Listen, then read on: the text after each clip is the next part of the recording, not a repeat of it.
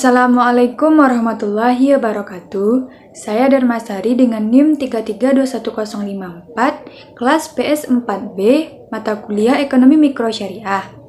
Di sini saya akan membahas materi tentang teori produksi dalam Islam. Selamat menyaksikan. Materi pertama yaitu konsep teori produksi dalam Islam.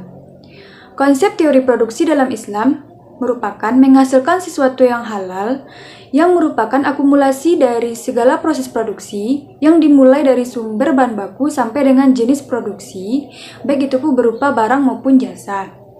Prinsip dari teori produksi dalam Islam ini yaitu untuk mencapai kemaslahatan dan kebahagiaan dunia akhirat dengan menggunakan nilai-nilai Islam dan menggunakan nilai-nilai maqasid syariah.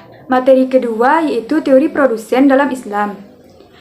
Perilaku produsen biasanya menunjukkan sikap pengusaha dalam produksi barang dan jasa. Sedangkan produksi memiliki arti yaitu menghasilkan manfaat, bukan menghasilkan sesuatu yang berupa fisik maupun sesuatu yang tidak ada, melainkan menghasilkan manfaat dengan memproduksi barang dan jasa.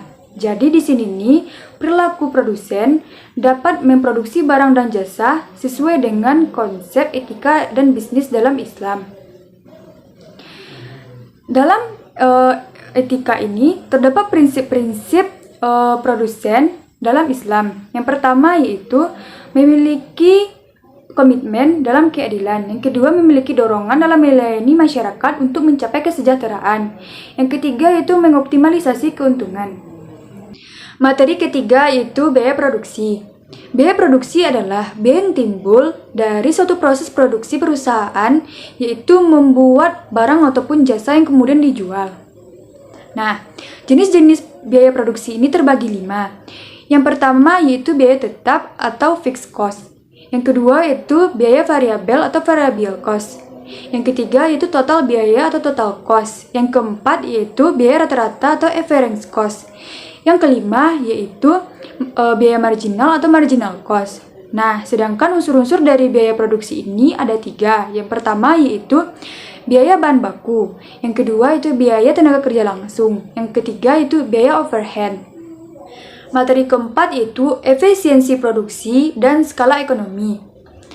Dalam kriteria ekonomi, akan lebih efisien apabila suatu sistem ekonomi atau produksi memiliki kriteria sebagai berikut. Yang pertama itu meminimalisir biaya untuk mengurangi produk yang sama. Yang kedua itu memaksimalkan produk dengan jumlah biaya yang sama.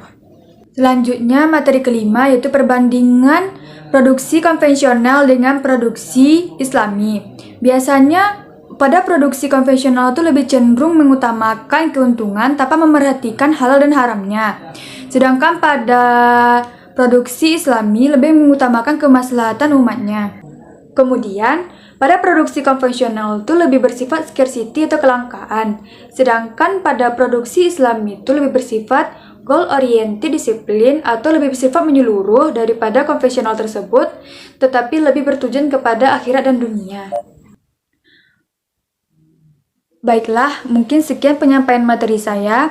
Apabila terjadi kesalahan kata, mohon maaf. Saya sudahi dengan mengucapkan Assalamualaikum warahmatullahi wabarakatuh.